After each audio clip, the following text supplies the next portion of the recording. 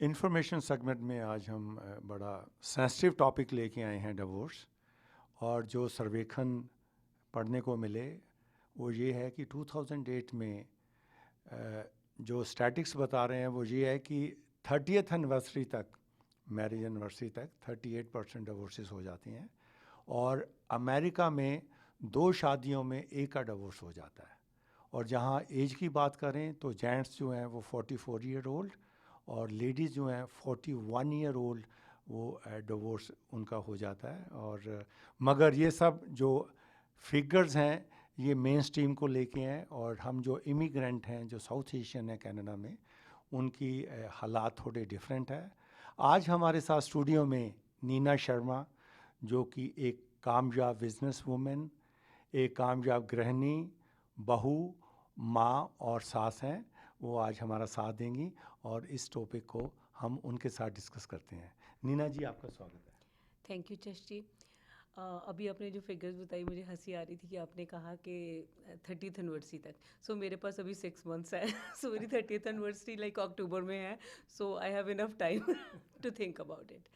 सो जो आपका टॉपिक है इसमें मैं यही कहूँगी कि हमारी सोसाइटी में जो फिगर्स हैं वो डिफरेंट आएंगी, बिकॉज हमारे जो डाइवोर्स रेट्स हैं वो अपनी कैनेडियन कम्युनिटी से हट कर हैं, क्योंकि हमारे रीजंस भी डिफरेंट हैं और हमारे घरों के हालात भी डिफरेंट हैं, क्योंकि हमारी जो फैमिलीज़ हैं वो जॉइंट फैमिलीज़ हैं। हमारे यहाँ जो शादी होती है वो शादी हस्बैंड वाइफ के बीच में नहीं होती। This is between the two families. What do you think? बिल्कुल ठीक कहा आपने। और मगर ये पूरा ठीक नहीं भी होगा कनाडा में, क्योंकि अभी जो सिस्टम यहाँ कनाडा का है कि बच्चे जो शादी के बाद they want independent life, they want space, उसको देखते हुए आप क्या कहना चाहेंगे? आपकी बात सही है कि बच्चे जो इंडिपेंडेंट स्पेस चाहते हैं, बट मेरा कहने का मतलब ये है कि हमारे जो फैमिलीज़ हैं उसमें पेरेंट्स आर इन्वॉल्व टू। ऐसे नहीं है कि बच्चे हमारे अगर सेपरेट भी हो गए हैं, they are still with the parents, right? They care for the parents, they are with the parents. Like maybe आप कह सकते हो कि हार्ड टाइम में और खुशी के टाइम पे सभी इकट्ठी होती हैं हम फैमिलीज़। पर उसमें यही है कि जो लड़का होता है उसका रोल जो होता है वो थोड़ा सा डिफरेंट हो जाता है, क्योंकि लड़के पिस जाते हैं शादी के बाद। उसको अपनी वाइफ का भी ध्यान रखना पड़ता है और उसको अपने पेरेंट्स का भी ध्यान रखना पड़ता है। अगर वो वाइफ को खुश रखता है तो पेरेंट्स नाराज़ होते हैं, पेरेंट्स को खुश रखता है तो वाइफ नाराज़ होती है। So there should be a balance between both things, I think. आप तो पेरेंट्स की बात कर रहे हैं, मगर यहाँ जो मैंने देखा कनाडा में कि इन लॉज भी जो हैं वो भी शादी के बाद बेटी के पास या बेटे के पास रहते हैं। तो बड़ा तनाव है पेरेंट्स को लेके और इन लॉज को लेके, और ये काफ़ी असर भी डाल रहा है जो फैमिली लाइफ है लोगों की। तो इसको देखते हुए आप क्या और कई घरों में जो है इन लॉज और पेरेंट्स इकट्ठे हैं, और वहाँ भी जो एग्जांपल्स आई मेरे सामने कि जी पेरेंट्स को तो बेसमेंट में रखा है और इन लॉज को लोग यहाँ बड़े मम्मी बड़े पापा कहते हैं, तो उनको साथ रखा है। तो ये बड़ा तनाव का कारण बना हुआ है, मगर इसका हल क्या निकल सकता है? मैं तो जैसे यही कहूँगी कि कई बार क्या होता है कि जो पेरेंट्स होते हैं ना वो भी फंस जाते हैं, वो भी स्टक होते हैं। उनके पास भी अपने बच्चों के अलावा कुछ नहीं है, राइट? और यहाँ पे क्या होता है कि जो लड़की है वो सारा घर छोड़ कर आई है अपना, उसके लिए एक डिफरेंट माहौल है। तो उस माहौल में क्या होता है कि वो लड़की जो करना चाहती है वो नहीं कर पाती। तो उसके क्लैशेस क्या हो जाते हैं, इन लॉज के साथ आ जाते हैं। उसको अपने हस्बैंड के साथ तो अंडरस्टैंडिंग करने का टाइम नहीं मिलता, उसको अपनी मदर इन लॉ के साथ, उसको फादर इन लॉ के साथ बाकी रिलेशनशिप्स में भी एडजस्ट करना पड़ता है। तो इस वजह से प्रॉब्लम आती है। मेरे ख्याल में क्या होता है कि केवल इंटरफेरेंस, अगर आप साथ रहते हो ना चाहते हुए भी वो इंटरफेरेंस हो जाती है। उसमें क्या होता है कि अगर हम कुछ करना चाहते हैं, सपोज मैं कुछ करना चाहती हूँ और मेरे को परमिशन लेनी पड़ेगी घर में। अगर आप अकेले हो तो you can do what ever you want, right? तो इसमें इन लॉज का भी कभी कभी रोल आ जाता है। अब अगर कहते हैं ना, नज़र से दूर सो दिल से दूर। तो अगर आपके पास नहीं रहते हैं, वो जो मर्ज़ी करे आपको फ़र्क नहीं पड़ता। अगर बच्चे रात को 2 बजे घर आते हैं या 3 बजे घर आते हैं, तो एज अ कंसर्न आप करते हो उनके साथ कि आपको तो ये केयर है उनके लिए, पर उनके लिए वो इंटरफेरेंस हो जाती है। अगर आप उनको कॉल करके पूछते हो, बेटा आप कहाँ पे हो, बेटे आप कहाँ पे हो। सो ये चीज़ें जो है बाद में बहुत बड़े बड़े इश्यूज़ बन जाते हैं। तो इंटरफेरेंस किसी ना किसी तरह से अगर आप साथ रहते हो तो हो ही जाती है। अब जितना भी चाह लो, तो वो क्या होता है, वो धीरे धीरे वो दूरियां बढ़ती जाती हैं। तो दूरियां बढ़ने के साथ साथ आपके रिलेशंस ख़राब हो जाते हैं। नीना जी, मैं आपसे सहमत नहीं हूँ कि आपने बोला लड़की घर छोड़ के आती है।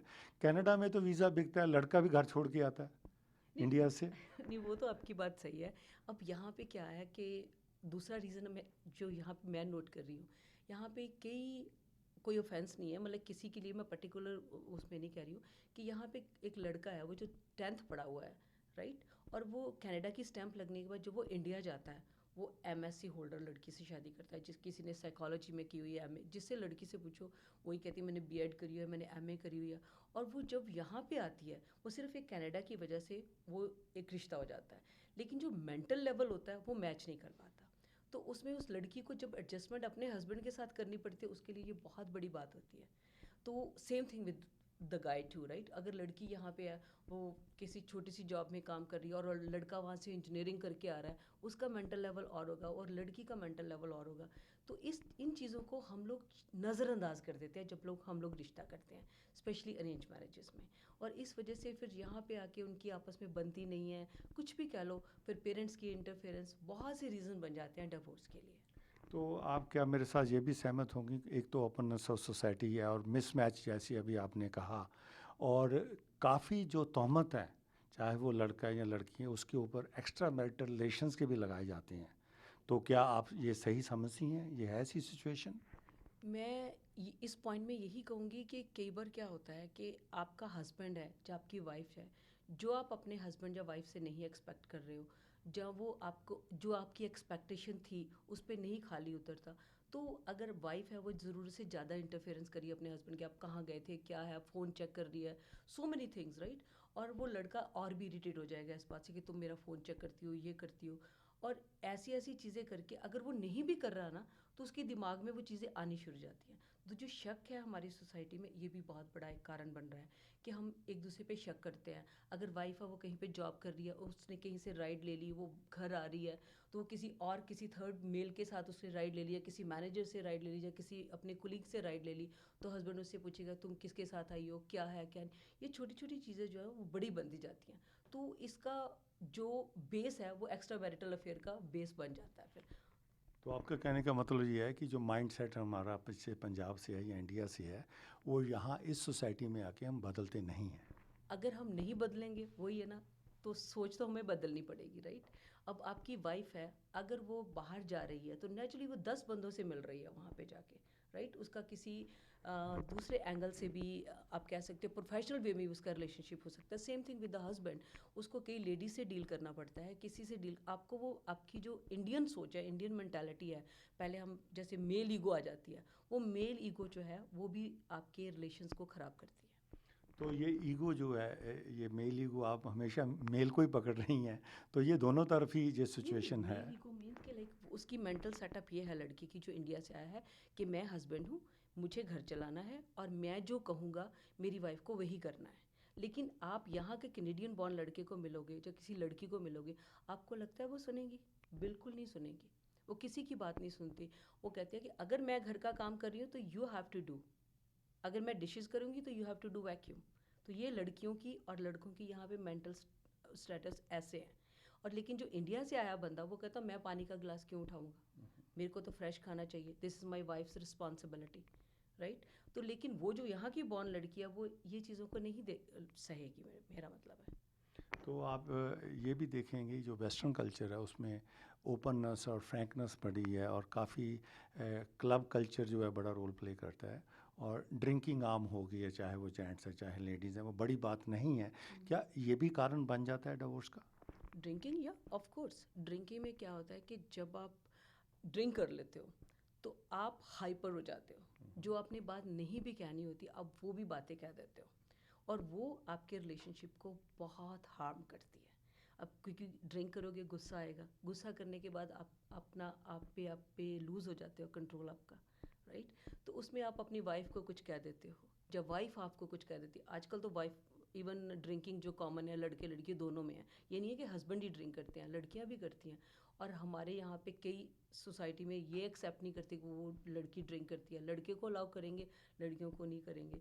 और ये बहुत सारे फैक्टर्स आ जाते हैं कि ड्रिंकिंग जो है मेरे हिसाब से घर को उजाड़ने का सबसे बड़ा रीज़न बन जाती है, क्योंकि हमारी सोसाइटी में ड्रिंकिंग पे कंट्रोल नहीं है, वो सोशल ड्रिंकिंग नहीं है। इस जस्ट लाइक इतनी बन जाती है कि उनकी फ़ाइट्स छूट जाती है, फ़ाइट्स होने पे एक दूसरे पे हाथ भी उठा देते हैं, सो वो वायलेंस तक केसेस पहुंच जाते हैं।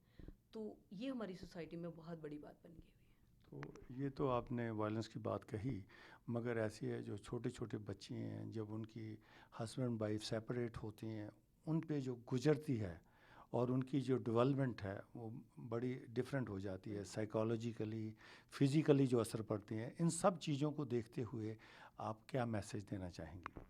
देखो, जब हमारे जो बच्चे होते हैं ना, सबसे ज़्यादा जब हस्बैंड वाइफ का डिवोर्स होता है ना, सबसे ज़्यादा हमारे बच्चे सफ़र करते हैं। क्योंकि उनके लिए पेरेंट्स का और उनके लिए अपने मॉम डैड दोनों ज़रूरी होते हैं इस एज में। तो उन वो तो सफ़र करते करते वो पिसते हैं। लेकिन मैं यही कहूँगी कि हमारी सोसाइटी में जो ईगो है, अपनी ईगो को मारकर अगर हमारे रिश्ते बचते हैं तो वो बहुत ज़रूरी है।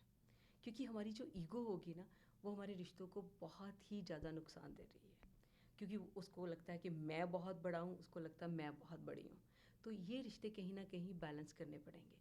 मैं वो एपिसोड देख रही थी तो उसमें एक यही बात कही थी कि अगर आपको हारमनी चाहिए अपने रिलेशनशिप में, तो आपको हार माननी पड़ेगी। हार तो माननी ठीक है कि दोनों को माननी पड़ेगी, और आप मेरे साथ सहमत होंगे कि काफ़ी जो फैमिलीज़ हैं हमारी कनाडा में या एडमंटन में, वो फैमिलीज टीम में इमिग्रेट करके आई, और इन लॉज और जो पेरेंट्स हैं वो भी शहर में ही रहते हैं। तो छोटे छोटे जो लालच है कई बार ये होते हैं कि शादी के बाद भी वो बेटी से एक्सपेक्ट करते हैं पेरेंट्स कि हमारा ये काम कर दे, हमारा हमें राइट दे दे। ये भी छोटी छोटी बातें जो है वो कारण बनी हैं डिवोर्स की पीछे ही। तो ये चीज़ें जो छोटे लालच है वो ईगो के साथ वो भी त्यागने होंगे। बिल्कुल, अगर आप कहते हो कि आपकी बहू की रिस्पॉन्सिबिलिटी है या आपकी बेटी की रिस्पॉन्सिबिलिटी है, मेरे हिसाब से तो पेरेंट्स को अगर मैं एज अ पेरेंट्स मैं कहूँगी, मैं तो भगवान से यही दुआ मांगती हूँ कि मुझे इतनी शक्ति देना कि मुझे किसी पे डिपेंड ना होना पड़े। मैं पेरेंट्स को यही कहूँगी कि जितना हो सकता है अपने आप पे डिपेंड होना सीखें, अपने बच्चों पे डिपेंड होना छोड़ दें। बिकॉज उससे क्या है, वो चीज़ें हमारे दुख का कारण बन रही हैं। हम अपने बच्चों से छोटी छोटी चीज़ें एक्सपेक्ट करते हैं, और वो चीज़ें जो हैं उनकी लाइफ में भी प्रॉब्लम क्रिएट करती हैं, और हमारी लाइफ में भी हमें इतना दुख हो जाता है कि हम अपने आप को सफ़र करना शुरू कर देते हैं कि वो उसने ये नहीं किया, उसने वो नहीं किया। जब हम ज़्यादा एक्सपेक्ट करते हैं, जो हमारी एक्सपेक्टेशंस होती हैं वो इतनी बढ़ जाती हैं, वो हमारे दुखों का कारण बनती है। सो मैं यही पेरेंट्स से कहूँगी कि जितना हो सकता है कम से कम अपने बच्चों की लाइफ में इंटरफेयर करें। Let them live their life. और मैं एक और एग्जांपल्स आपसे शेयर करना चाहूँगा। कनाडा सरकार इतनी अच्छी सरकार है कि वो पेंशन देती है बुज़ुर्गों को ताकि वो इंडिपेंडेंट लाइफ जो है अपनी एंजॉय कर सकें। एक परिवार यहाँ इतना सफ़र कर रहा है कि उसमें इतनी इन्वॉल्वमेंट होगी इन लॉज की कि उन्होंने अपने जो बेटा था उसको वाइफ के साथ रहने नहीं दिया। बच्चे जो है वो फिज़िकली टॉर्चर्ड हो गए, और लेडी को जो है वो पैरालिसिस हो गया। तो end of the day who is sufferer? बिल्कुल, सफ़र तो हम ही करेंगे। अगर आप लॉन्ग रन में देखोगे तो सफ़र आज हम बच्चे भी हमारे उतना ही सफ़र करेंगे। पीस चाहिए अपनी लाइफ में तो अपनी सोच को बदलो, अपने आप को चेंज करो कि हमने अपने बच्चों की लाइफ में इंटरफेयर नहीं करना। और बच्चों को ये चाहिए कि अगर हमें कोई ज़रूरत है तो हम अपने पेरेंट्स को पूछ कर चलें। जब थोड़ी सी बैलेंस कहीं ना कहीं करना पड़ेगा, क्योंकि अब जिनका एक एक बच्चा, वो अपने बच्चे को भी नहीं छोड़ सकते। उनके लिए तो सारी दुनिया उनका बच्चा है, राइट। तो प्रॉब्लम ये हो जाती है कि वाइफ को भी अंडरस्टैंड करना पड़ेगा और हस्बैंड को भी अंडरस्टैंड करना पड़ेगा कि एक दूसरी सबसे बड़ी जो प्रॉब्लम है जैसी मैंने देखी है वो ये आती है कि तेरे पेरेंट्स मेरे पेरेंट्स, तेरे पेरेंट्स मेरे पेरेंट्स। और अगर आप ये सोच कर करोगे तो हस्बैंड वाइफ में रिलेशन कभी भी अच्छा नहीं होगा। मेरे हिसाब से ये चाहिए कि अपने ये भूल कर, लड़की को चाहिए कि जो उसके पेरेंट्स है उसको पूरी रिस्पेक्ट दे, और लड़के को चाहिए कि मैं भी अपने इन लॉज की पूरी रिस्पेक्ट करूँ। कभी प्रॉब्लम नहीं आएगी जब आप रिश्तों को रिस्पेक्ट देना शुरू कर दोगे। और आप भी सास हैं, मॉडर्न सास हैं और कनाडा में हैं, और आपका क्या बिहेवियर अपनी डॉटर इन लॉ से? वो आप मेरे अगले एपिसोड में मेरी बहू को बुलाकर पूछ लीजिएगा। सो मेरे हिसाब से उसकी फ्रेंड्स कहती है कि I am the coolest mother in law. I don't know about me, but like for me I never never interfere in her life. What she does, what she do, I don't even care for anything. अगर वो अपनी life में खुश हैं, इससे बड़ी चीज़ मेरे लिए कोई भी नहीं। अभी स्टूडियो में आने से पहले मैंने अपनी वाइफ से पूछा कि नीना जी आ रही हैं तो कोई मैसेज डिवोर्स के ऊपर टॉक शो कर रहे हैं। कहती बता देना मैं ही आपके साथ बच सकी। तो उसमें एक मैसेज भी है कि एक पेशेंस है रिलेशंस में, और पेशेंस दोनों तरफ से होनी चाहिए, और इस पेशेंस से ही रिश्ते आगे बढ़े। और ये जो कारण बन रहा है देखिए डिवोर्स का, और ये बड़ा घातक बन रहा है हमारी फैमिलीज़ के लिए। और बच्चों के जो शादी हैं उनके ऊपर असर हो रहा है, उनकी अपब्रिंगिंग के लिए असर हो रहा है। माना जो टेली कम्युनिकेशन का ज़माना है, इतना फास्ट चल रहा है, फेसबुक, व्हाट्सएप और टेक्स्ट और क्या क्या, और इसके साथ साथ जो है हमारी फैमिलीज़ जो हैं उनकी बड़ी ज़िम्मेदारी हैं बच्चों को लेके, परिवार को आगे बढ़ाने की। आप एक कामयाब लेडी हैं हमारी कम्युनिटी की, तो हमारे जो साउथ एशियन इमिग्रेंट्स हैं पूरे कनाडा में, उनको आप क्या मैसेज देना चाहेंगी? जस्ट पहले तो जो भी आपने बात करी है सेल फोन्स के बारे में, मैं आपको बताती हूँ कि I was reading a topic on it कि जो आजकल डिवोर्स हो रहे हैं उसके पीछे सेल फोन का भी बहुत बड़ा हाथ है। पहले जब हस्बैंड वाइफ में कोई गुस्सा होता था, जो कोई शिकवा होता था, लड़ाई होती थी, जब तक वो घर आता था वो गुस्सा ठंडा हो जाता था। अब क्या होता, फ़ोन उठाया, चार बातें उसने सुनाई, चार बातें उसने सुनाई, तो उसमें कहता है टेक्स्ट मैसेज आ रहे हैं एक दूसरे के, जितनी सारी बुरी बातें आपके दिल में जो उस टाइम गुस्सा आया हुआ वो सारी उस टाइम निकल जाती है। और टेक्स्ट मैसेज पे जो बात लिखी होती है वो दिल से निकलती नहीं है, वो कहीं ना कहीं आपको इतने बड़े घाव दे जाती हैं कि वो हमारे रिलेशनशिप्स ख़राब कर देती हैं। और सबसे बड़ा कारण तो आजकल सेल फ़ोन बन रहा है। फेसबुक पे बहुत सारे मैसेज, उसने ये किया, उसने ऐसे किया, तूने उसको ऐसे मैसेज क्यों दिया। तो ये सारी चीज़ें भी उसमें एक रीज़न बन रही हैं हमारी कम्युनिटी में, अगर आप देखा जाए तो मैं यही कहूँगी कि अपनी कम्युनिटी के लिए कि अपनी रिलेशंस को, अगर अपनी ईगो को मारकर, अगर आपके रिलेशनशिप, अगर आपके रिश्ते बचते हैं तो उनको ज़रूर बचाना चाहिए। दूसरा, अगर आप सहनशीलता, अंडरस्टैंडिंग और एक रिस्पेक्ट देंगे किसी भी रिलेशनशिप में, तो उसके लिए आपके लिए भी और हमारे लिए भी, हमारे बच्चों के लिए भी, हमारी कम्युनिटी के लिए भी बहुत अच्छा होगा। बहुत बहुत धन्यवाद। Thank you just.